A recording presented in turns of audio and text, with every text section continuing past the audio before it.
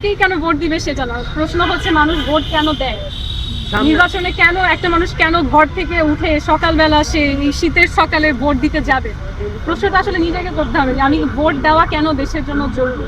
আপনারা যদি আমাকে ভোট না দেন তাহলে হয়তো এই যে খালি ভোটগুলো থাকবে সেখানে আপনার হয়তো পছন্দ না বা আপনার জন্য ভালো না বা একজন ভালো মানুষ না কিংবা তার কোনো দুর্নীতির প্রমাণ আছে এমন কোনো একজন মানুষ জয়ী হয়ে যাবে।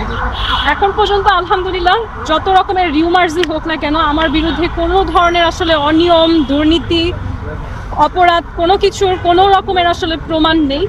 তো সেই দিক থেকে আমি আলহামদুলিল্লাহ দাবি করতেই পারি যে আমি একজন স্বচ্ছ মানুষ, এবং যেহেতু সাহস করে এই আসনে একজন নারী এগিয়ে এসেছি এবং আমার একটা দৃঢ় সময়ের কাজের এভিডেন্স আছে। অনেক মানুষ বলে যে আমি ক্ষমতায় আসার পর দেশ বদলাবো, আমার একটা দীর্ঘ সময়ের অলমোস্ট 15 বছরের অ্যাক্টিভিজমের এভিডেন্স, ভিজুয়াল এভিডেন্স আছে যে আমি সারা বিশ্বে বাংলাদেশকে উজ্জ্বল করার জন্য কী পরিমাণের কূটনৈতিক কাজ করেছি।